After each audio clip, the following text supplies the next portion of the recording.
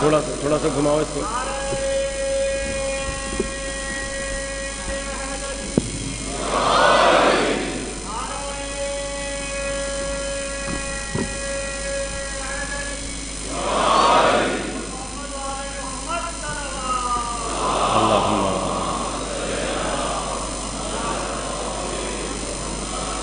اعوذ باللہ السمیع العلیم من الشیطان الرجیم. بسم اللہ الرحمن الرحیم. الحمد للہ الذی ہدانا لہذا وما كنا لنهتدی لولا ان هدانا الله لقد جاءت رسل ربنا بالحق. الصلاة والسلام على رسول المصدق المصطفى الأمجد المحمود الأحمد أبي القاسم محمد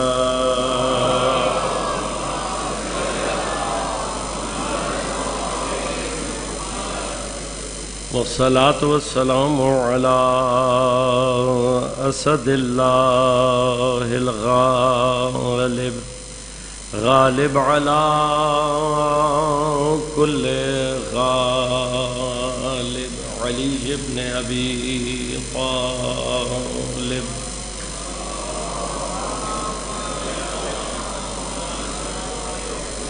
والصلاة والسلام على سيدة المعصومة المظلومة الطاهرة البتول بضعة الرسول فاطمة الزهراء سيدة نساء العالمين.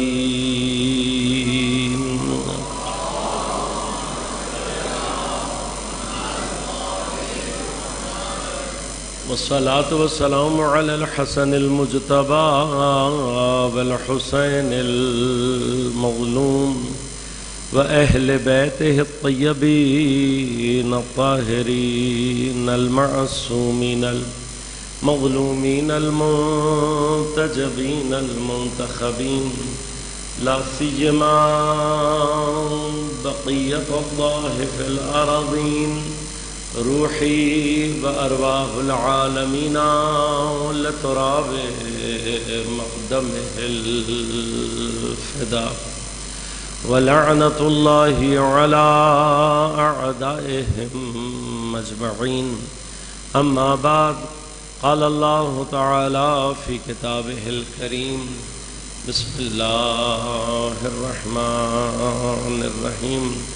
قل هذه سبيلي أدعو إلى الله على بصيرة أنا ومن اتبعني وسبحان الله وما أنا من المشركين. صلوات.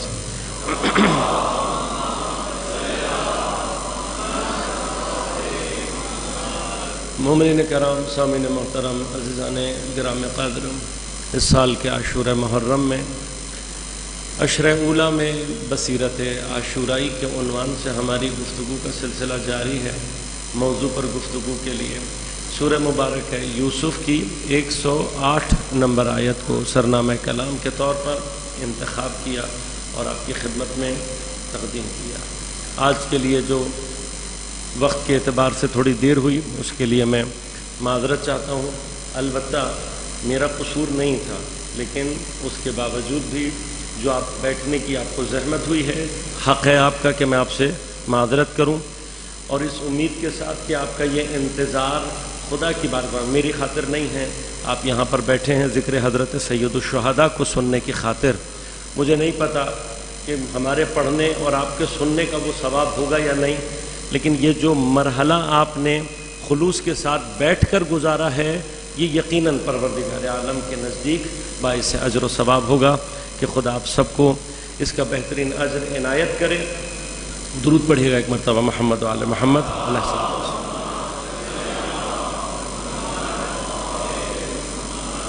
عزیزان گرام قدر، بصیرت ایک ایسا نور ہے، اگر یہ نور انسان کے قلب میں ہو تو اسے ہادی اور ہدایت دونوں ہی دکھائی دے دیتا ہے، اور اگر یہ نور نہ ہو، کوئی ہادی سامنے ہونے کے باوجود بھی اسے پہچان نہیں پاتا۔ اور اصل لفظ بصیرت عربی میں جس مادے سے اخذ ہے وہ ہے بصارہ، جس سے لفظ بصارت ہے۔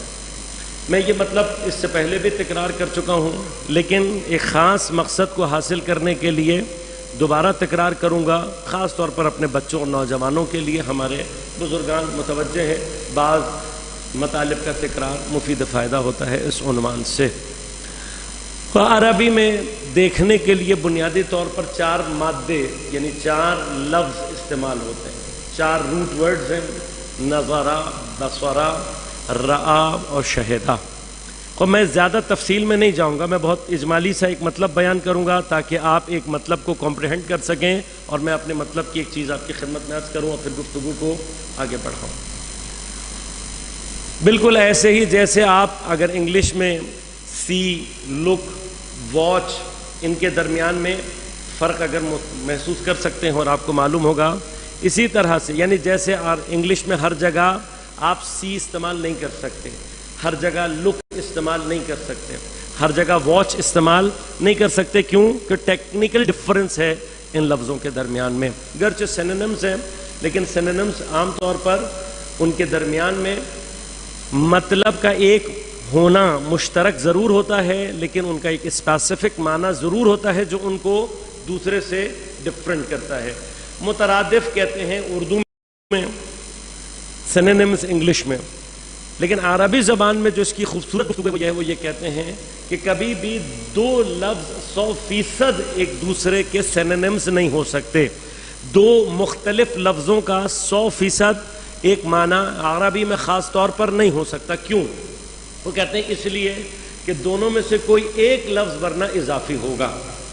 اگر 2 لفظوں کا 100% ایک ہی معنی ہو تو کوئی ایک لفظ اضافی ہے، فضول ہے، اور یہ فصاحت اور بلاغت کے خلاف ہے۔ تو اب عربی میں جو یہ 4 لفظ ہیں، جو عربی میں اس کی دقت ہے، گرچہ یہ اردو میں ہمارے ہاں بھی استعمال ہوتے ہیں، اور میں توجہ دلاؤں گا، آپ متوجہ بھی ہو جائیں گے۔ نظرہ، جس سے نظر عام طور پر ہم لفظ استعمال کرتے ہیں، کہتے ہیں بھائی تمہاری نظر ٹھیک ہے، کمزور ہے، اس کو نظر لگ گئی، یہ سارے کے سارے الفاظ جس لفظ سے استعمال ہوتے ہیں نظرہ یعنی دیکھنا۔ بصرہ سے اردو میں مشہور ترین لفظ بصارت ہے اور بصیرت ہے، یہ دونوں اردو میں استعمال ہوتے ہیں دیکھنے کے معنی میں۔ رعا، اس مادے سے جو معروف ترین لفظ آپ نے بارہا سنا ہوگا وہ لفظ رؤیت ہے، جو عام طور پر ہر مہینے کے شروع ہونے سے پہلے رؤیت ہلال کمیٹی کے عنوان سے آپ سنتے ہیں۔ رؤیت دیکھنا، ہلال پہلی تاریخ کا چاند، وہ کمیٹی جو پہلی تاریخ کا چاند دیکھتی ہے اسے رؤیت ہلال کمیٹی کہتے ہیں۔ شہدہ کے مادے کے اندر جو مشہور ترین لفظ ہے وہ مشاہدہ، کہتے ہیں آپ نے مشاہدہ فرمایا یعنی آپ نے دیکھا۔ شاہد، شہود، شہادت، یہ سب اسی لفظ ہے۔ اب ان کے اندر ڈفرنس ہے، مجھے زیادہ تفصیل میں نہیں جانا، میں ایک خاص مطلب تک آپ کو پہنچانا چاہتا ہوں، خاص طور پر نظرہ اور بصرہ کے درمیان میں جو ڈفرنس ہے۔ ان دونوں مادوں کا جو تعلق ہے وہ ٹیکنیکلی فزیکل آنکھ سے ہے، یعنی ہماری جو بدن کی یہ والی آنکھ ہے، اسی سے نظر اور بصر کا تعلق اس آنکھ سے۔ لیکن رعا اور رؤیت یہ وہ مادہ ہے جو فزیکل اور نان فزیکل دونوں کے لیے ہی استعمال ہوتا ہے۔ لہذا عربی میں اگر کوئی خواب کو بیان کر رہا ہو کہ میں نے خواب میں دیکھا، تو وہ نظرہ کا لفظ استعمال نہیں کر سکتا، بصرہ کا لفظ استعمال نہیں کر سکتا، نہیں کہہ سکتا نظر تو فی المنام میں نے خواب میں دیکھا، بصر تو فی المنام میں نے خواب میں دیکھا، نہیں، یہ 2 لفظ استعمال نہیں۔ کیا کہے گا؟ رأیت فی المنام، میں نے خواب میں دیکھا۔ اب اتفاقاً دوبارہ سورہ یوسف میں ہی حضرت یوسف نے جب اپنا خواب حضرت یعقوب کو سنایا تو کہا یا ابتی انی رأیت 11 کوكبا والشمس والقمر،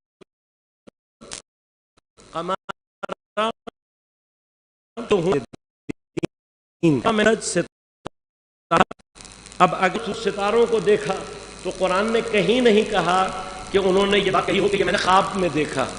خواب کا لفظ یہاں استعمال نہیں ہوا. انہوں نے کہا انی رأیتو، میں نے دیکھا چاند، سورج اور ستاروں. 11 ستارے، چاند اور سورج کو میں نے دیکھا. اب ہمیں کیسے پتہ لگے گا کہ یہ خواب ہے؟ قرینہ کیا ہے یہاں پہ؟ قرینہ یہ ہے کہ یہ تینوں ایک ساتھ جمع نہیں ہو سکتے. آپ فزیکل آنکھ سے ایک ہی وقت میں سورج، ستارے اور چاند ایک ساتھ نہیں دیکھ سکتے. ایسے میں یا چاند اور ستارے آ جائیں گے، سورج اور چاند بھی نظر آ سکتا ہے، لیکن چاند، سورج، ستارے یہ تینوں ایک ساتھ دکھائی نہیں دے سکتے. دوسرا قرینہ اگلا لفظ ہے رأیتہم لی ساجدین، میں نے ان کو اپنے آپ کو سجدہ کرتے ہوئے دیکھا. اب یہ جو سجدہ کرنے کا معنی ہے یہ الگ بحث ہے، چونکہ ہمارا موضوع نہیں ہے. کبھی انشاءاللہ سجدہ موضوع رہا تو وہاں پر عرض کروں گا کہ یہاں پر ساجدین سے کیا مراد ہے، چاند سورج سجدے کیسے کرتے ہیں. اب یقیناً چاند، سورج اور ستارے ایسے سجدہ نہیں کرتے. آپ کو فوراً ذہن میں آ گیا ہوگا نا کہ بھئی چاند اور سورج اور ستارے ہماری طرح سجدہ نہیں کرتے. تو بس اب ذہن میں ایک پوائنٹ یہ ذہن میں رکھیے گا کہ فرشتوں نے بھی ہماری طرح حضرت آدم کو سجدہ، وہاں پر بھی سجدہ ایگزیکٹلی ہم جیسا کرتے ہیں وہ مراد نہیں ہے، لیکن چونکہ موضوع نہیں ہے میرا، اس کو انشاءاللہ کبھی اور ڈسکس کریں گے انشاءاللہ. خوب، مرحلہ کیا ہے؟ ہمیں یہاں سے پتہ لگا، یہ جو کنڈیشن ہے یہ بتا رہی ہے کہ یہ نیچرلی دیکھنے والی چیزیں نہیں ہیں. تو یہ کہاں دیکھا گیا ہے؟ خواب میں. لیکن جو روٹ ورڈ استعمال کیا انہوں نے وہ کون سا ہے؟ رآ کا، رأیتو، میں نے دیکھا. شہیدہ کی جو دیکھنے کی کوالٹی ہے وہ اس سے بھی زیادہ سپیریئر ہے. شہیدہ میں جو اصل میں دیکھنا مراد ہے وہ اس سے زیادہ سپیریئر ہے. لہٰذا اللہ نے شہادت کے لیے اسی مادے کو استعمال کیا. رآ کا مادہ استعمال نہیں کیا، بصرہ کا مادہ استعمال نہیں ہوا. شہادت کے لیے اور اسی مادے سے جو سب سے اعلیٰ دیکھنا مراد ہے وہ منزل شہود ہے. شہود کے لیے یاد رکھے گا کہ شہود کہیں پر بھی جسمانی آنکھوں سے حاصل ہو ہی نہیں سکتا. شہود کبھی بھی جسمانی کانوں سے حاصل نہیں ہو سکتا. شہود کا تعلق قلب کی آنکھوں سے ہے. جس کی قلب کی آنکھیں کھل جائے وہ منزل شہود پر وارد ہو جاتا ہے. اب یہ جو قلب کی آنکھیں ہیں ان کا تعلق ہے لیلۃ القدر سے. یہ وہ جگہ ہے، میں نے عرض کیا تھا 2 دن پہلے، اشارہ کیا تھا آپ کی خدمت میں کہ لیلۃ القدر میں جاگنے سے مراد جو کہا ہے کہ بیدار رہو، بدن کی بیداری اشارہ ہے قلب کی بیداری سے.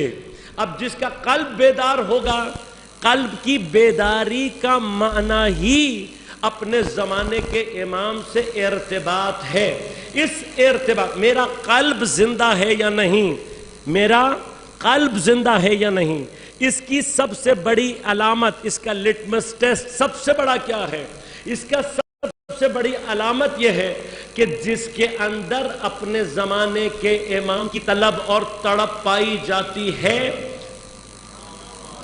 جو ہدایت کی تڑپ رکھتا ہے وہ قلب زندہ.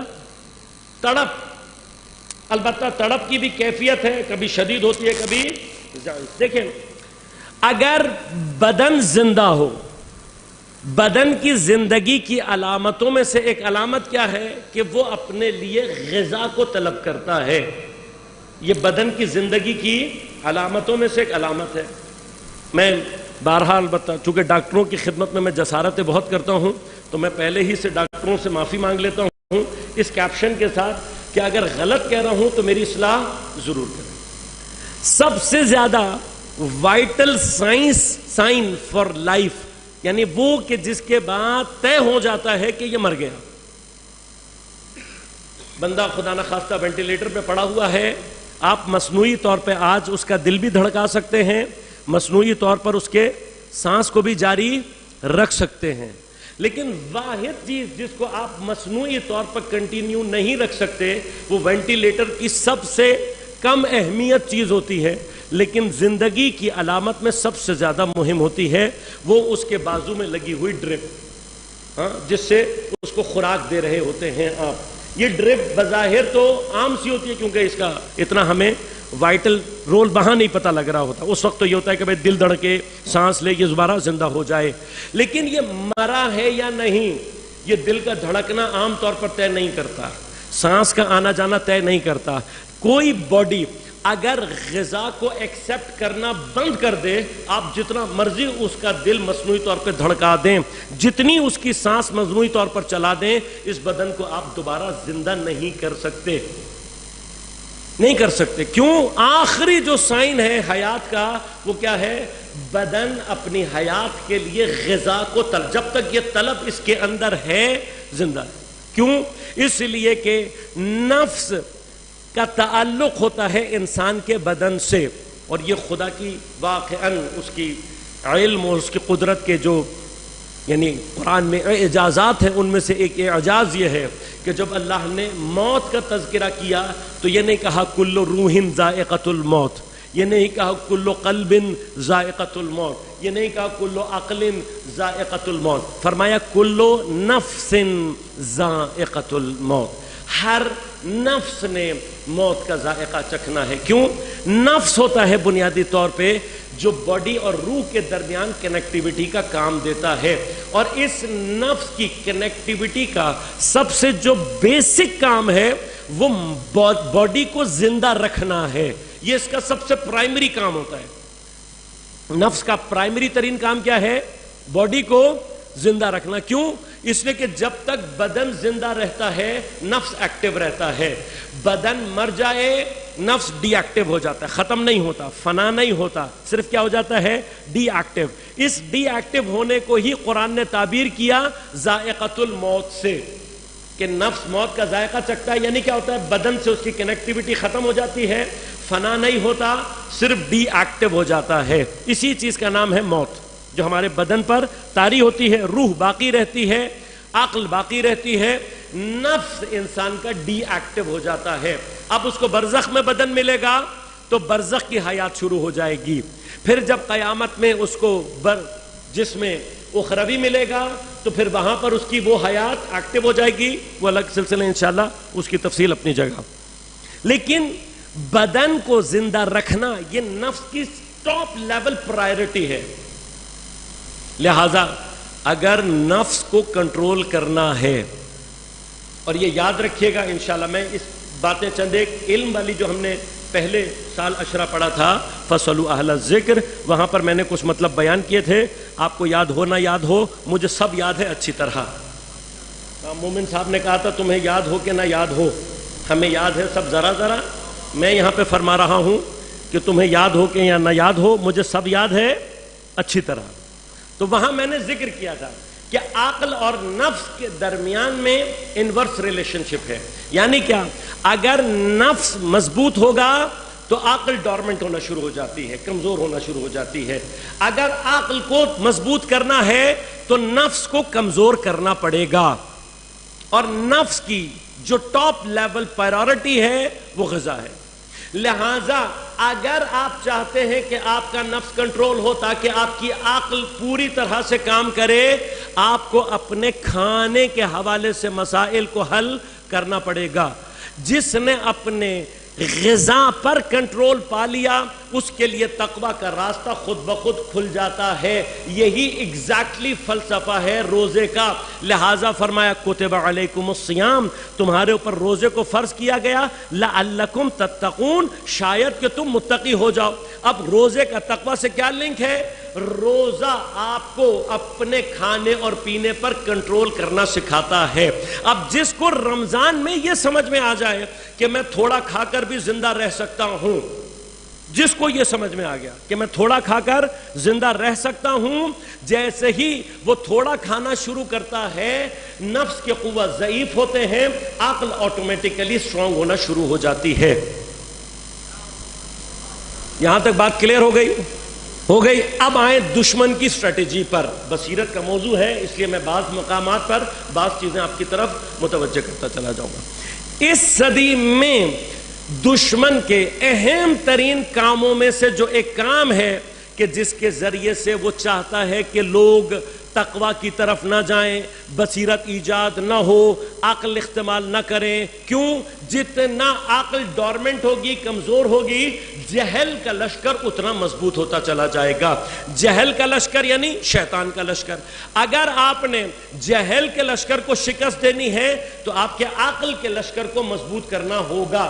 اب اگر آپ نے جہل کے لشکر کو مضبوط کرنا ہے تو ون آف دا بیسک کام یہ ہے کہ آپ لوگوں کو ایسی غذائی کیفیات میں مبتلا کر دو کہ یہ غذا سے اپنی جان چھڑا ہی نہ سکیں. اس کے لیے ڈیزائن کیا گیا برگر، اس کے لیے ڈیزائن کیا گیا پیزا، اس کے لیے ڈیزائن کی گئی سافٹ ڈرنکس، اس کے لیے ڈیزائن کی گئی ساری جتنی بھی پروسیس فوڈ ہے، چپس ہے، پتہ نہیں کیا کیا. یہ سب کس لیے کیا؟ آرٹیفیشل فوڈ فلیورز کے ذریعے سے.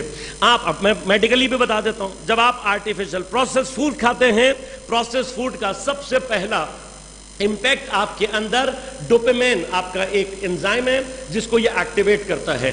جب تک ڈوپامین آپ کا ایکٹیو رہتا ہے آپ کے اندر فوڈ کی ایڈکشن باقی رہتی ہے. آپ کھاتے رہیں گے، چپس کھانے سے دل نہیں بھرے گا، کرکرے کھانے سے دل نہیں بھرے گا،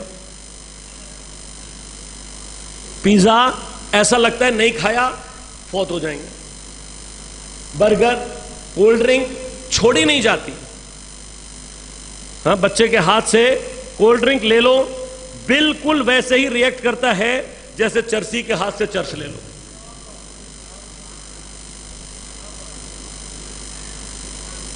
غلط تو نہیں کہہ رہا؟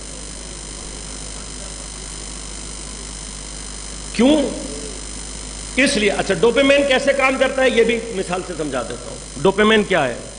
اگر آپ کو پیاس لگی ہو اور آپ کو نمکین پانی یا کھارا پانی دیا جائے پینے کے لیے، کیا ہوگا؟ آپ جتنا پانی پیئیں گے اتنی پیاس زیادہ لگے گی. کیوں؟ اس لیے کہ نمک کا پانی گرچہ پانی ہے، آپ کی باڈی کی ہائیڈریشن کو پورا کر رہا ہے، لیکن خود نمک آپ کی پیاس کو بڑھاتا رہے گا. تو پانی پی کے بھی آپ کی پیاس نہیں بجھے گی. ایگزیکٹلی پروسیس فوڈ کھانے کی نسبت آپ کے اندر یہی پروسیس کرتا ہے. اب اگر میری مائیں بہنیں اپنے بچوں کو اس عذاب سے بچانا چاہتی ہیں تو برائے مہربانی تھوڑی سی زحمت گھر میں کریں، گھر کی چیزیں بنا کر دینا شروع کریں گی، آپ کے بچے اس عذاب سے بچ جائیں گے. اب یہ جو بچے رات کو 2 بجے پیزا کھا رہے ہیں، چپس کھا رہے ہیں، اس کے باوجود بھی سیر نہیں ہو پا رہے، ہر روز کھا رہے ہیں، بار بار کھا رہے ہیں، لیکن ان کی ہوس پوری نہیں ہو رہی. یہ نیچرل پروسیس ہے لیکن اس کو کنٹرول کرنے کی ضرورت ہے. کیوں؟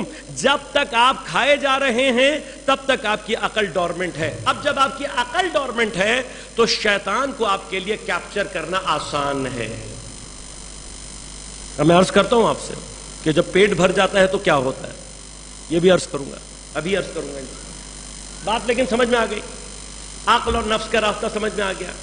یہ پروسیس ہوتا ہے انسان کے اندر. اب اگر کوئی اپنے نفس کو کنٹرول کرنا چاہتا ہے، the very first step، آپ خدا کی طرف بڑھنا چاہتے ہیں، امام کے لشکر میں شامل ہونا چاہتے ہیں، جو اپنے نوالے پر کنٹرول نہیں کر سکتا وہ امام کے لشکر میں شامل نہیں ہو سکتا. Make it clear. ہاں، ابھی فلسطین کے لیے اتنی ہم نے اسرائیل کے خلاف اتنی کمپلین چلائی. ہاں، ایک دنیا ہے جس سے KFC نہیں چھوڑا جا رہا. وہ آپ KFC نہ چھوڑیں، انشاءاللہ قیامت کے دن فرشتے بھی آپ کی جان جہنم کے نہیں چھوڑیں. کوئی ایسا مسئلہ نہیں. آپ کیا سمجھتے ہیں دنیا میں جو آپ کر کے جا رہے ہیں ختم ہو جائے گا؟ نہ. جو نقش دنیا میں آپ چھوڑ کر جا رہے ہیں قیامت میں یہ نقش آپ کے ساتھ. میرا موضوع نہیں ہے ورنہ میں عرض کرتا کہ موت کے وقت امام نے ایک تشبیہ دی تھی، میں تھوڑا سا بیان کر دیتا ہوں، درود پڑھیے گا. ایک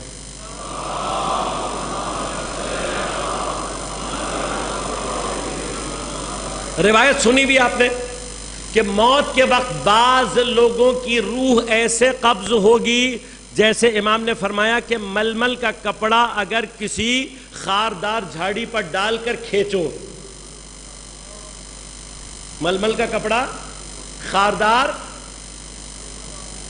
کھینچو، مثلا یہ والا آپ کا یہاں کا مشہور جو کپڑا ہے، ہاں، ملتان کا، یہ اپنا خریدے اور کوئی کیکر کا درخت تلاش کر کے جس میں کانٹے زیادہ ہوتے ہیں اس کو ڈال دیں، اور ڈالنے کے بعد اس کو کھینچیں تو آپ دیکھیں گے کہ کپڑا تار تار ہو کر ختم ہو جائے گا۔ بعض لوگوں کی روح جس وقت قبض ہو رہی ہوگی اس کی کیفیت ایسی ہی ہوگی۔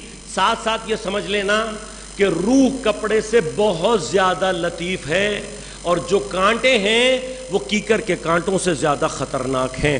فرمایا علماء نے خدا نہ خواستہ کسی کے اوپر اگر یہ کیفیت مرتے وقت ہو، یہ کیفیت قبض روح کی اپنی جگہ ایک مستقل عذاب ہے، یعنی اس کیفیت کا اثر برزخ میں کئی سال تک اس کے اوپر رہے گا، جس کیفیت کے ساتھ اس کی روح کو قبض کیا جائے۔ اس کے مقابلے پہ مومن فرمایا جیسے گلاب کا پھول سنگھاؤ، گلاب کا پھول سونگتے ہوئے جتنی کیفیت جو طاری ہوتی ہے کہ اس سے بھی ہلکی کیفیت میں۔ اب یہ کانٹا کیا ہے؟ جو روح کو لپیٹتا ہے۔ یاد رکھیے گا اس دنیا میں ہر وہ چیز جس کو آپ نہ چھوڑ سکیں، مادی چیز، دنیاوی چیز جو آپ سے چھوڑی نہیں جا رہی، وہی آپ کی روح کا وہ کانٹا ہے جو آپ کی روح کو بدن سے جدا نہیں ہونے دے گا۔ لہذا روایات ہیں، حکایات ہیں، لکھا گیا ہے عابد، پرہیزگار، متقی، انتہائی مومن آدمی تھا۔ عالم نزاعت کچھ دیر کے لیے طاری ہوا، بچوں نے حالت دیکھی، آئے کلمہ پڑھا رہے ہیں، ابا کو کہا لا کہو لا الہ الا اللہ، ابا کہہ رہے نہیں۔ خدا نے کوئی لطف کیا، کسی بیٹے نے صدقہ دیا، کچھ ہوا، لطف ہوا، اللہ نے اس کی موت کو کسی نیکی کی وجہ سے مؤخر کر دیا۔ یہ افاقہ پا کر صحیح ہو گئے۔ اب جب صحیح ہوئے تو اولاد نے پوچھا، کہا ابا ساری زندگی آپ نے نمازیں پڑھی، اتنے مومن، اتنے پرہیزگار آدمی، ہمیں پتہ ہے آپ مومن ہیں، لیکن اس وقت ہم آپ کو لا الہ الا اللہ پڑھا رہے تھے، آپ کہہ رہے تھے نہیں، تو رونے لگے، کہنے لگے وہ گلدان پتہ ہے کہاں، کہ جو آپ فلاں سفر سے لائے تھے، بڑے احتیاط سے لائے، بڑا عزیز ہے آپ کو، کہاں وہی گلدان میں لایا تھا، محبت تھی، بڑے سنبھال کے لایا تھا، میری یادگاریں ہوں اس کے ساتھ۔ کہ جس وقت تم مجھے کلمہ پڑھا رہے تھے میں شیطان کو دیکھ رہا تھا کہ وہ گلدان ہاتھ میں لیے کھڑا ہے، میں جیسے ہی کلمہ پڑھنے کی کوشش کرتا وہ گلدان زمین پر مارنے کی کوشش کرتا، تو مجھے تمہاری آواز سنائی نہیں دے رہی تھی، میں شیطان کو کہہ رہا تھا نہیں یہ توڑو نہیں۔ کہ اب یہ سوچ رہا ہوں کہ اگر اس وقت مر جاتا تو میرا خاتمہ ایمان پر ہوتا یا نہیں، کہ اب کیا کریں، کہ اس کو سب سے پہلے خدا کی راہ میں صدقہ دے دو۔ ہر وہ مادی چیز جو آپ نہیں چھوڑ سکتے، قربان جاؤں سید الشہداء کے، قربان جاؤں واقعاً حسین انچ شمعیس کہ جانہاں ہمیں پرواہ نہیں ہے، کیا شمع پروردگار کی ہے۔ آج کے اس دور میں آپ بچوں سے، جوانوں سے، خواتین سے 5 منٹ کے لیے موبائل چھڑوا نہیں سکتے۔ خدا جانے فرش عزائے سید الشہداء کی کیا طاقت ہے، کئی گھنٹے عزادار فرش پر بیٹھا رہتا ہے، موبائل کی طرف دیکھتا بھی نہیں ہے۔ اگر تمہیں اب بھی سمجھ میں نہیں آ رہا کہ حسین کیسے نجات دیتے ہیں،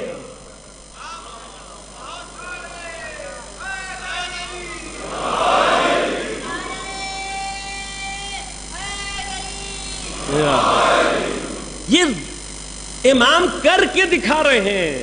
ذکر سید یہ حسین علیہ السلام کے زندہ معجزے ہیں، آپ اپنی آنکھوں سے دیکھ رہے ہیں، آپ کی زندگی کا تجربہ ہے۔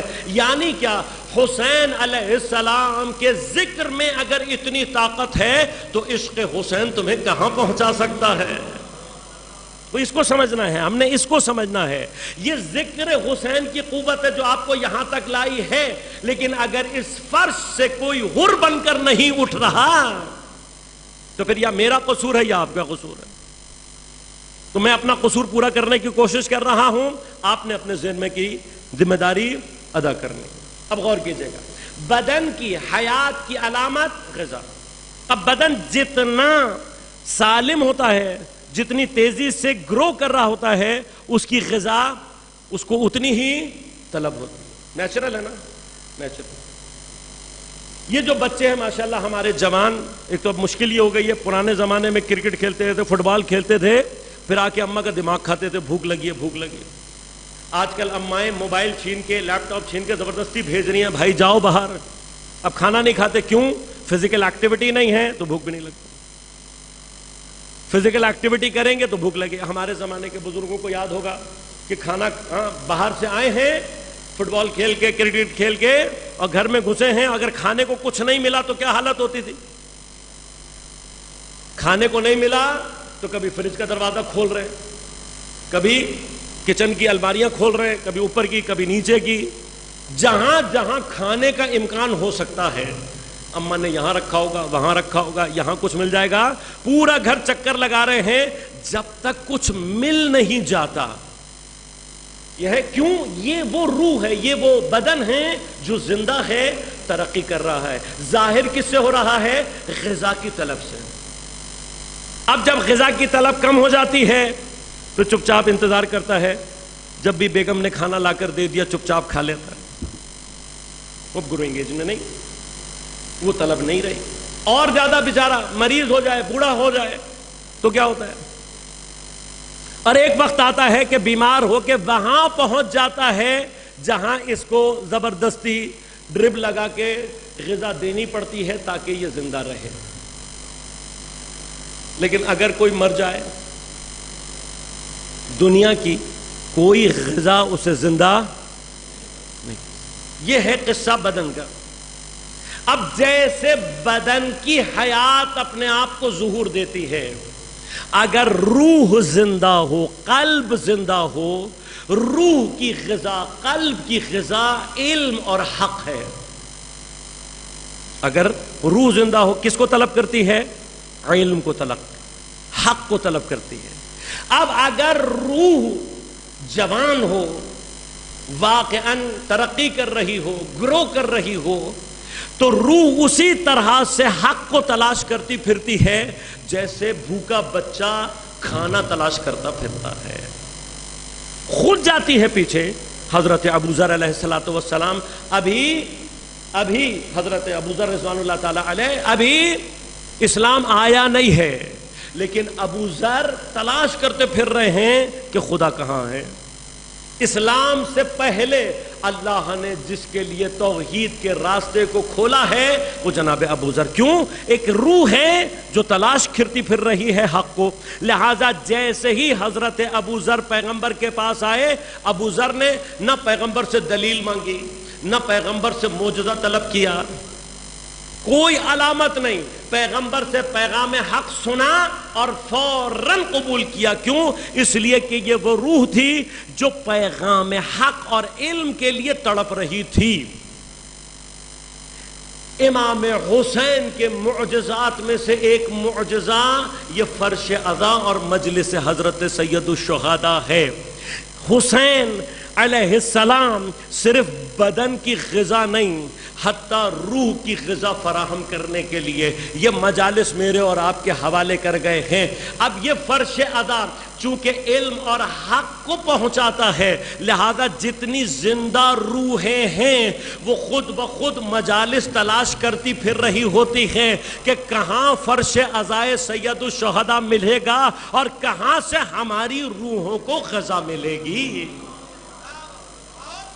تو انہیں بتانے کی ضرورت نہیں پڑتی کہ کہاں مجلس ہے. کیوں؟ اس لیے کہ یہ ڈھونڈتی پھر رہی ہوتی ہے جہاں سے علم ملے گا. انہیں معلوم ہے کہ فرش عزائے سید الشہداء وہ مکان ہے جہاں روح کو غذا ملنی ہے، لہذا ان کو مجلس کے اعلان کی ضرورت نہیں ہوتی، یہ خود حسین کی مجلس کو تلاش کر رہے ہوتے ہیں. فطری ہے.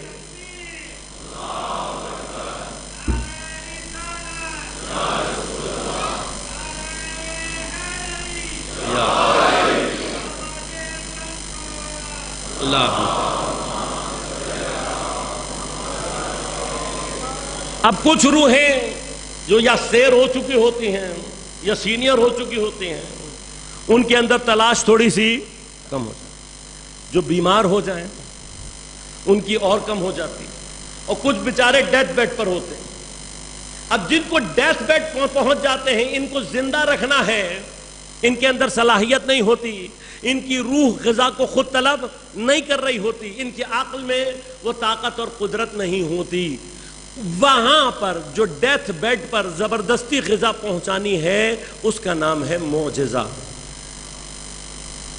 اصل میں معجزہ اور کرامت ایک ہدف, ایک فلسفہ معجزات اور کرامت کا. یاد رکھیے گا کہ معجزات اور کرامت صاحبان عقل لوگوں کے لیے اس معنی میں نہیں ہیں کہ وہ معجزہ دیکھ کر مومن ہو جائیں. یاد رکھیے گا, یاد رکھیے گا, یہ مسئلہ ہے. میں ایک جملہ کہہ رہا ہوں, اگر آپ تک پہنچا سکا, یہ بصیرت کا مقام ہے. یاد رکھیے گا, واقعاً ایک استاد نے بہت خوبصورت جملہ کہا. فرمایا جو لوگ, غور سے سنیے گا, جو لوگ عصائے موسیٰ کے ذریعے سے مؤمن ہوئے تھے. کچھ لوگ تھے حضرت موسیٰ تبلیغ کرتے رہے, دلائل دیتے رہے, مسلمان نہیں ہوئے. لیکن جب عصا اژدہے میں تبدیل ہوا, معجزہ دیکھ کر مسلمان ہو گئے. کہ جو لوگ حضرت موسیٰ کے عصا سے مسلمان ہوئے تھے وہ سارے کے سارے سامری کے گوسالے کے ذریعے سے دین سے باہر نکل گئے. تاریخ ہے نا, بصیرت ہے, یہی تو مقام ہے, اسی کو تو سمجھنا ہے. جو عصائے موسیٰ یعنی معجزہ دیکھ کر ہوئے تھا, معجزہ سمجھ میں نہیں آتا. اسی طرح سے جو سامری کا جادو ہے وہ بھی سمجھ میں نہیں آیا. تو یہاں جب حضرت, اب فرق نہیں کر سکتے نہ جادو میں اور نہ معجزے میں, لہذا کیا ہوا, جب عصا دیکھا تو امپریس ہو کر مسلمان ہو گئے, اور جب گوسالے کو بولتا ہوا دیکھا تو توحید کے دائرے سے باہر. لیکن جو عقل کے ساتھ, شعور کے ساتھ, آگہی اور بصیرت کے ساتھ ایمان لاتا ہے, اسے پہلے مرحلے پہ نہ معجزے کی ضرورت ہوتی ہے نہ کرامت کی ضرورت. تو عام طور پر معجزہ اور کرامت ضعیف العقل لوگوں کے لیے ہے کہ ان کو کرامت کے ذریعے سے, معجزے کے ذریعے سے حق کی طرف لایا جائے. ایک فلسفہ معجزے کا اور کرامت کا یہ ہے. اس کے علاوہ بھی فلسفے ہیں, اس کے علاوہ بھی ہدف ہیں جو بھی مقصود نہیں. لیکن اگر کسی کی روح مر جائے تو کیا ہوگا؟ میں نے عرض کیا, جیسے کوئی بدن مر جائے آپ جو مرضی کر لیں اس کو غذا نہیں پہنچا سکتے. جو روح مر جاتی ہے وہ حتی معجزہ دیکھ کر بھی حق کو قبول نہیں کرتی. لہذا تاریخ بھری پڑی ہے, پیغمبر کے ہاتھ پر کنکری کلمہ پڑھ لیتی ہے, ان بدبختوں کی زبان سے کلمہ جاری نہیں ہوتا.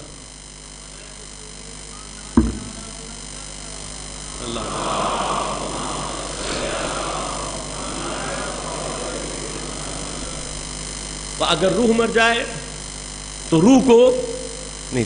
اب غور کیجئے گا, جیسے غذا اور پانی بدن طلب کرنا بدن کی حیات کی علامت ہے, اسی طرح سے زمانے کے امام کو طلب کرنا قلب اور روح کی علامت کا نام ہے. مجھے کیسے پتہ لگے گا میرا قلب زندہ ہے یا نہیں, میری روح زندہ ہے یا نہیں؟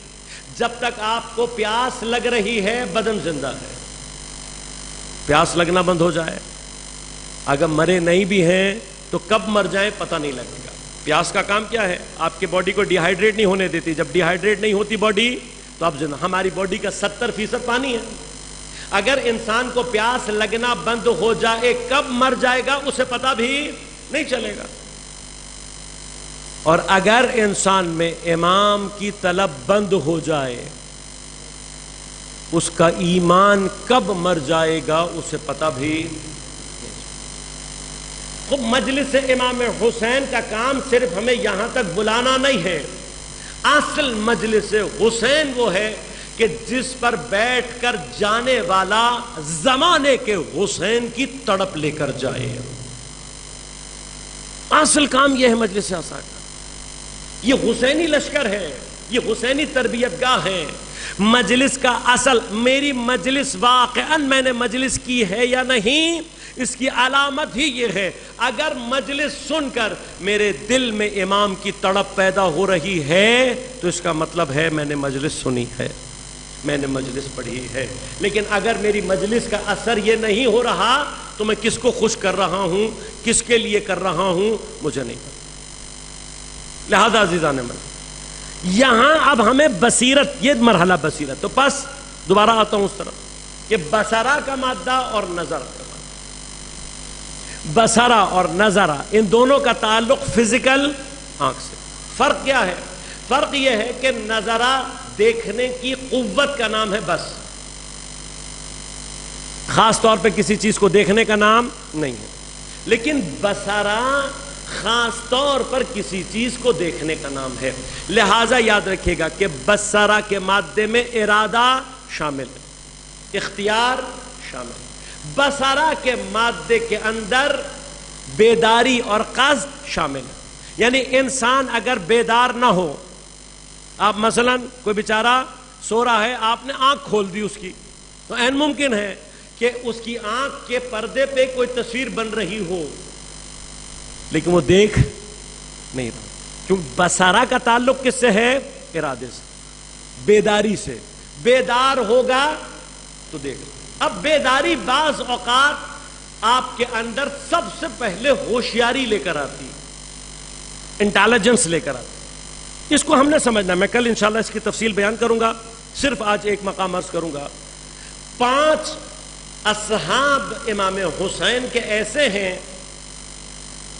کہ جب کوفہ میں کرفیو لگ گیا، پورا کوفہ بند ہو گیا، اور انہوں نے دیکھا کہ اب ہمارے پاس امام تک پہنچنے کا کوئی راستہ، ہم نکلیں گے پکڑے جائیں گے۔ انہوں نے کیا کیا؟ انہوں نے کہا بھائی کربلا جانا تو ہے اور ایسے نہیں جا سکتا، تو یہ آئے اور انہوں نے آ کر عمر سعد کے لشکر میں اپنا نام لکھوا دیا کہ بھائی ہم بھی امام حسین کے ساتھ لڑنے، ہم بھی چاہتے ہیں آپ کے ساتھ کربلا آپ کے لشکر میں جائیں۔ وہاں اندراج ہو رہا تھا، ان کا بھی نام لکھ لیا گیا۔ یہ عمر سعد کے لشکر میں آرام سے کھاتے پیتے سکون کے ساتھ کربلا آئے، اور جیسے ہی ان کو موقع ملا وہاں سے جدا ہو کر چپ چاپ آ کر امام کے لشکر میں شامل ہو گئے۔ تو اس کا مطلب کیا ہوا؟ یہ وہ ہوشیاری ہے جو خدا مومنین سے چاہتا ہے۔ اس کا چھوٹا سا آسان سا حل یہ ہے، مومن دشمن کی پلیٹ فارم کو، دشمن کی ٹیکنالوجی کو، دشمن کے انسٹرومنٹ کو امام کے لیے استعمال کرنے کا ہنر پیدا کر لے۔ تو یہ بات سمجھ میں آ گئی؟ اب اگر آ گئی ہے تو خدا کے لیے ہمیشہ کے لیے جواب دے رہا ہوں، اگر سمجھ میں آ گیا تو یہ مسئلہ انشاءاللہ آج کلوز ہو جائے گا۔ جب ہم کہتے ہیں بھائی اسرائیلی پروڈکٹ کا بائیکاٹ کرو، تو فوراً آ کے کہتے ہیں مولانا یہ فلاں ٹیکنالوجی بھی تو اسرائیل کی ہے، یہ فلانی بھی۔ اب میں انشاءاللہ عرض کروں گا ان میں سے کوئی ٹیکنالوجی اسرائیل کی نہیں ہے۔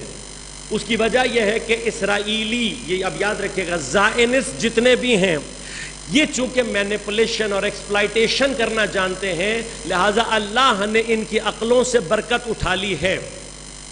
اس پر کام کریں، آپ کو خود پتہ لگ جائے گا۔ دنیا میں کوئی ٹیکنالوجی اسرائیلیوں نے نہیں بنائی، اللہ نے ان کی یہ عقل ختم کر دی ہے۔ یہ کچھ نہیں، یہ ان کا کام ہے صرف مینیپولیشن اور ایکسپلائٹیشن کرنا۔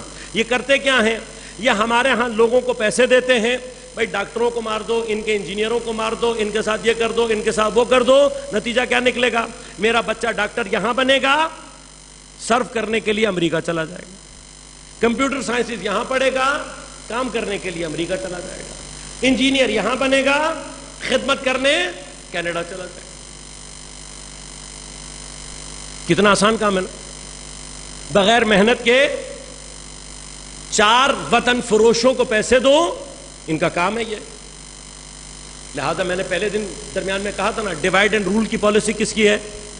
شیطان۔ جو پاکستان میں فرقہ واریت پھیلانے کا باعث بن رہا ہے، شیطان کا ایجنٹ ہے۔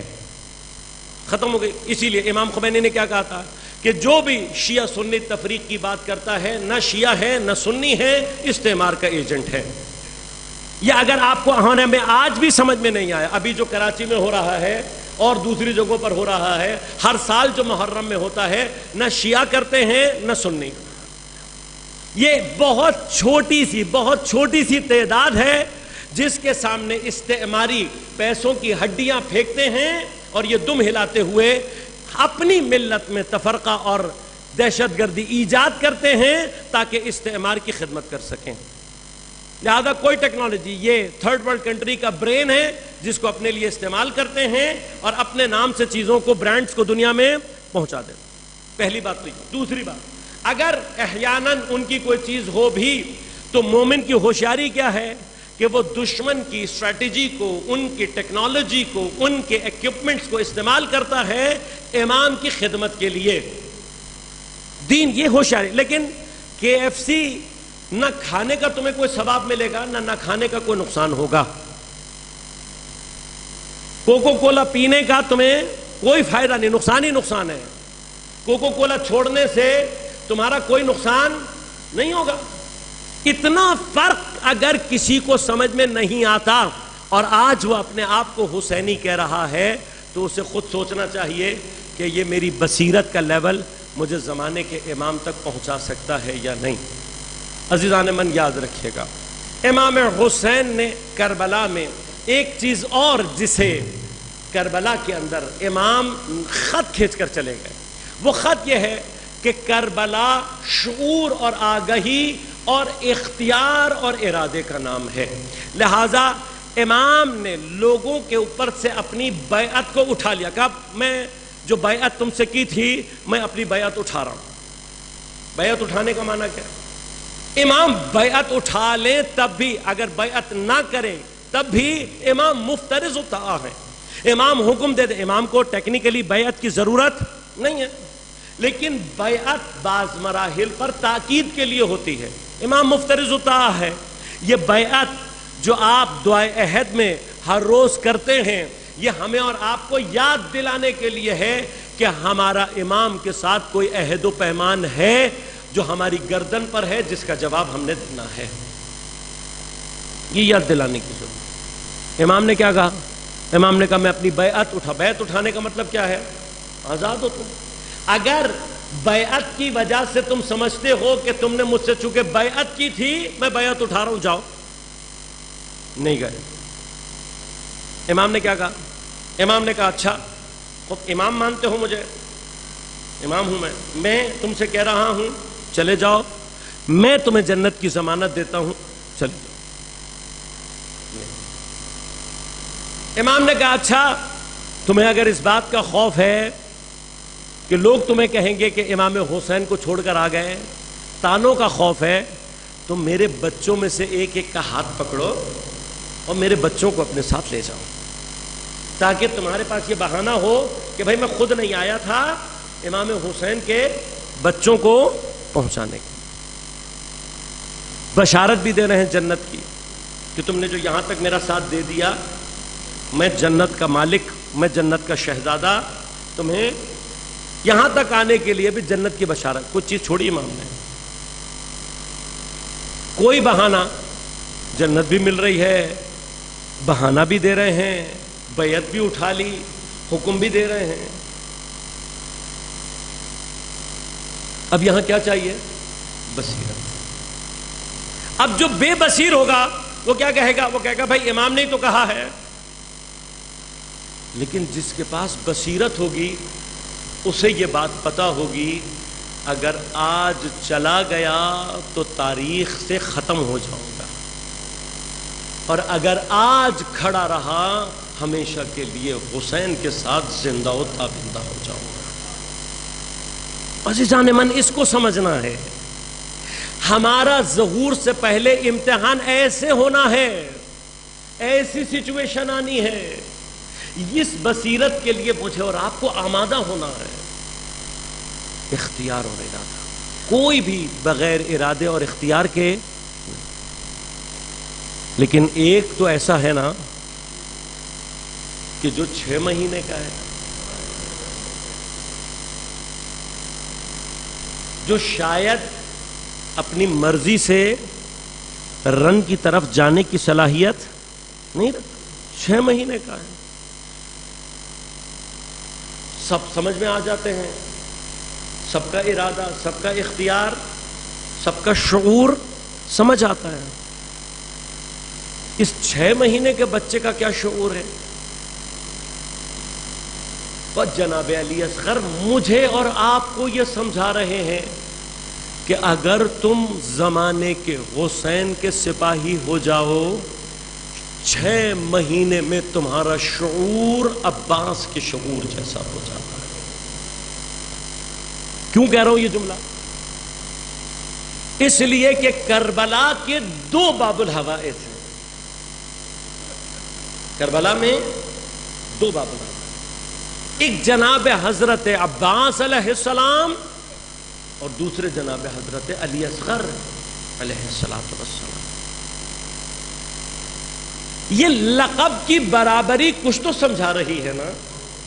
حضرت عباس کی اتنی قربانی، حضرت عباس کا اتنا ایثار، حضرت عباس کی اتنی جنگ، حضرت عباس کی اتنی خدمت،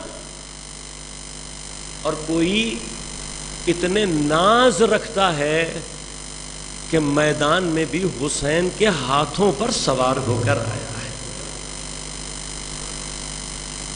میں کہوں گا یہ شاید ادب حضرت عباس، میرا سلام ہو جناب ام البنین سلام اللہ علیہا کی ہستی پر، اتنا مؤدب بیٹا تیار کیا ہے کہ جس نے اتنی تلواریں کھا لی تھیں اپنی بدن پر کہ حسین اس کا جنازہ اٹھا کر خیمے تک نہیں لا سکے، جس نے علی اکبر اٹھا لیا، جو قاسم کے ٹکڑے سمیٹ کر لے آیا، وہ عباس نہیں لا سکا۔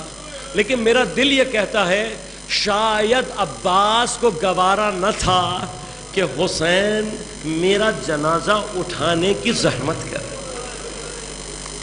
خدا جانے کتنا مؤدب ہے اب ام البنین کا بیٹا، جس نے حسین کو اپنا جنازہ اٹھانے کی بھی زحمت نہیں کی۔ لیکن کوئی کربلا کا ایسا لاڈلا ہے کہ جو میدان میں حسین کے ہاتھوں پر سوار ہو کر آئے۔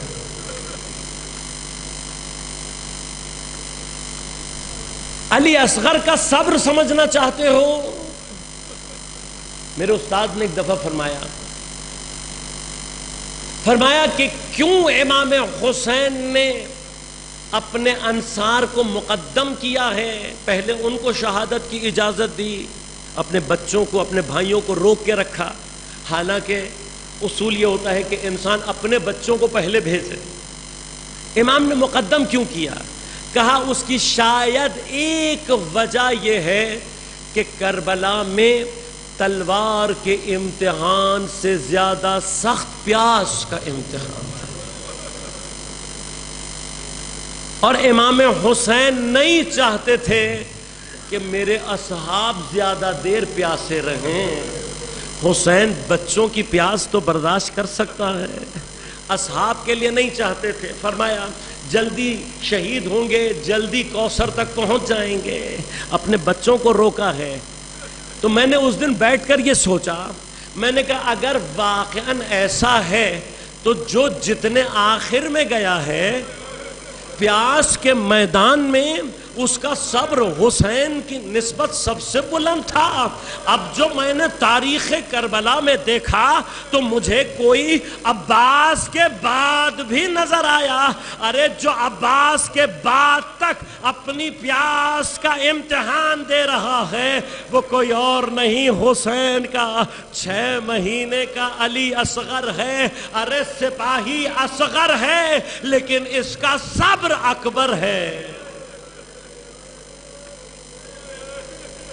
میرا سلام ہو جناب ام رباب سلام اللہ علیہا، بی بی کا عرفان ہے، بی بی کی معرفت ہے. یہ بی بی وہ ہے جو کربلا میں ایک ساتھ 2 پیاسیں برداشت کر رہی ہے. ایک اپنی پیاس ہے، لیکن اپنی پیاس کی شدت اتنی تھی کہ بی بی کا دودھ خشک ہو گیا. اب جب دودھ خشک ہو گیا، اپنی پیاس بھی برداشت کر رہی ہے، علی اصغر کی پیاس بھی برداشت کر رہی ہے. علی اصغر کی پیاس کو ام رباب سلام اللہ علیہا سے زیادہ کوئی نہیں درک کر سکتا. لیکن شعور علی اصغر کیا ہے، ارادہ علی اصغر کیا ہے، یہ تاریخ میں جناب علی اصغر نے اپنی خاموشی سے ثبت کیا ہے. پانی تو 7 محرم کو بند ہو گیا تھا، مجھے 7 محرم کو حسین کے بچے پیاس سے روتے ہوئے سنائی دیے ہیں تاریخ میں. 8 محرم کو بچوں کی الاتش کی آواز سنائی دی ہے. 9 محرم کو میں نے باقی بچوں کی پیاس سے تڑپ دیکھی ہے.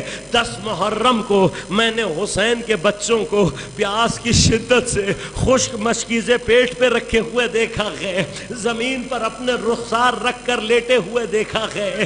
یہ حسین کے ہی بچے ہیں، لیکن ان بچوں میں تمہیں کہیں علی اصغر کی کوئی آواز آئی؟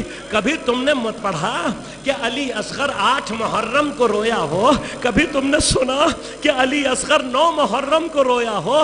کبھی تم نے سنا کہ علی اصغر عاشور کی صبح رویا ہو، عاشور کی ظہر رویا ہو؟ ارے علی اصغر کی تو آواز ہی نہیں ہے. علی اصغر کا گریہ شروع ہوتا ہے جب حسین نے کربلا میں کھڑے ہو کر ایک مرتبہ استغاثہ بلند کر کے کہا، حل من مغیث یغیثنا، ارے ہے کوئی مجھ غریب کی مدد کرنے والا؟ حل من ذاب یغب عن حرم رسول اللہ، ارے کوئی ہے جو اللہ کے نبی کے حرم سے دفاع کر سکے؟ تاریخ کہتی ہے حسین کے استغاثے کے 2 جواب ہیں. 2 جواب ہیں. ایک جواب گنج شہیدہ میں پڑی لاشوں کے تڑپنے نے دیا. لاشیں تڑپ کر کہہ رہی تھیں، مولا خدا ہمیں اذن حیات دے، ہم دوبارہ آپ کی خدمت میں آئیں، اپنی جانوں کو نچھاور کریں. دوسرا، خیموں میں بیبیوں کی گریہ کی آواز سے آیا. میرا مولا بیبیوں کے پاس آیا، آ کر کہا، زینب ابھی تو حسین زندہ ہے، ابھی میں زندہ ہوں. کہا بھائی اس لیے نہیں رو رہے؟ کہا تو کیا کوئی بچہ پیاس کی شدت سے مر گیا ہے؟ کہا نہیں بھائی مرا نہیں ہے، لیکن جب سے تم نے استغاثہ بلند کیا ہے تمہارا علی اصغر رو رہا ہے، تڑپ رہا ہے. ارے آج تو علی اصغر نہ ماں کی آغوش میں چپ ہو رہا ہے، ارے آج تو سکینہ کی آغوش میں بھی. کسی ماں سے پوچھو نا، کسی ماں سے پوچھو، بچہ ماں کو اپنی طرف متوجہ کرنے کے لیے سوائے رونے کے کچھ کرتا ہے؟ کسی بھی چیز کا دل چاہ رہا ہوگا، بچہ صرف رو کر متوجہ کرے گا. دودھ چاہیے روئے گا، پانی چاہیے روئے گا، سونا ہو روئے گا، درد ہو رہا ہے روئے گا. جو علی اصغر 3 دن خاموش رہا، استغاثہ بلند ہوتے ہی رونا شروع کیا. تاریخ کہتی ہے نہ ماں کی آغوش میں خاموش ہوا، نہ سکینہ کی آغوش میں خاموش ہوا. حضرت نے کہا رباب اپنا بیٹا مجھے دو، میں پانی کی سبیل کرتا ہوں. ارے میرا سلام ہو ام رباب کے عرفان پر. گرمی سخت ہو، ماں بیٹے کو باپ کے ساتھ باہر جانے نہیں دیتی، حالات خراب ہو کسی قیمت پر جانے نہیں دیتی، لیکن اتنی گرمی میں اس میدان میں بھیج رہی ہے جس سے زندہ کوئی واپس نہیں. میرا سلام ہو میرا باپ پر، میرا سلام ہو بی بی کے عرفان پر۔ ارے اپنی قیمتی کمائی حسین کے ہاتھوں پر رکھ دی۔ حسین بچے کو لے کر چلے، لیکن ماں ہے۔ ایک مرتبہ خیمے کے دروازے پر بیٹھ کر امام حسین کو اور علی اصغر کو دیکھتی رہی۔ امام علی اصغر کو لے کر چلے۔ راوی کہتے ہیں دھوپ کی شدت سے علی اصغر کے رخساروں کا رنگ تبدیل ہو گیا۔ میرے مولا سے برداشت نہیں ہوا۔ ایک مرتبہ ابا کے دامن کو علی اصغر پر ڈال دیا۔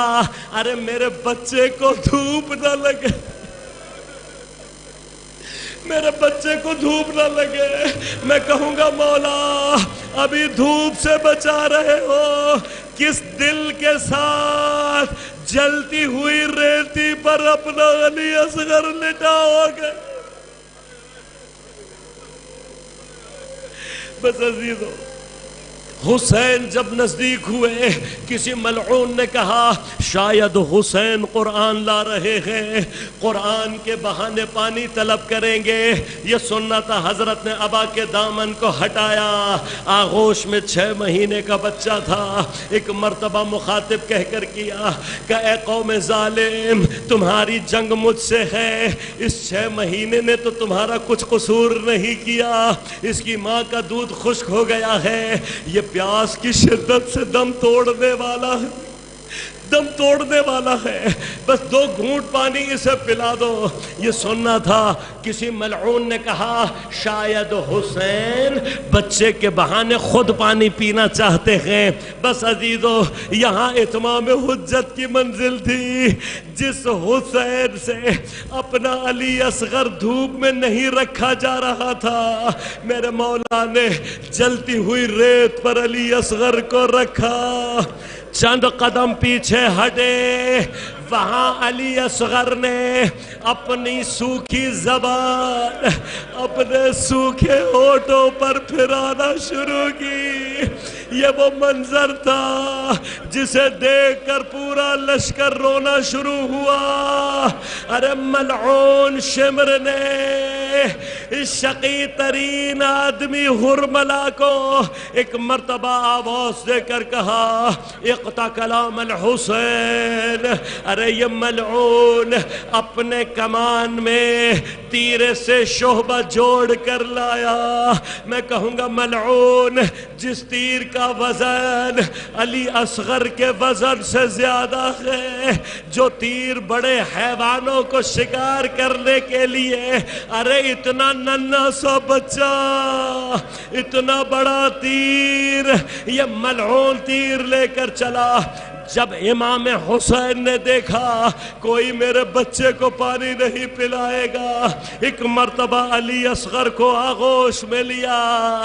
حسین اپنے علی اصغر کو آخری مرتبہ پیار کرنا چاہتے تھے۔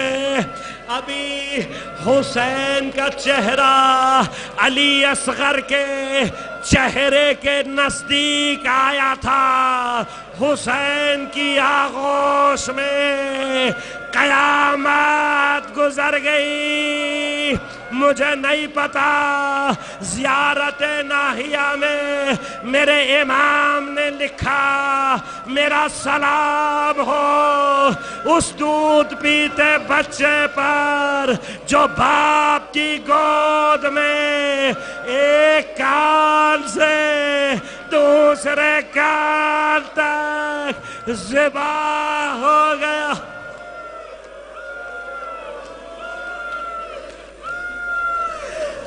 مجھے نہیں پتا، مجھے نہیں معلوم۔ حسین نے اپنے بازو سے تیر کھینچا، علی اصغر باپ کے ہاتھوں پر منقلب۔ خدا جانے حسین کی کیا حالت تھی، کتنا خون ہوگا علی اصغر کے بدن میں۔ تاریخ نے لکھا ایک چلو سے زیادہ علی اصغر کا خون نہ نکل سکا، حسین کے چلو میں خون تھا، چاہتے تھے زمین پر ڈالے، زمین سے آواز آئی مولا ایک قطرہ گر گیا، تا قیامت دانا نہیں اگلوں گی۔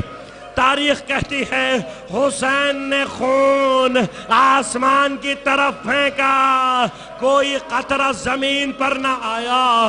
حسین علی اصغر کو لے کر ایک مرتبہ خیمے کی طرف جانا چاہتے تھے، ارے کربلا میں اتنا سخت مقام حسین پر نہیں آیا تھا۔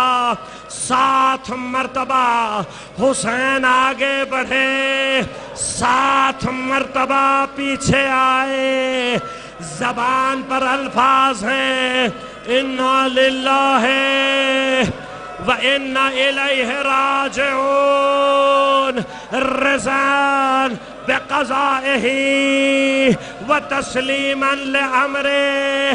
ارے مولا جا کیوں نہیں رہے؟ آواز آئی، ارے دروازہ خیمے پر ام رباب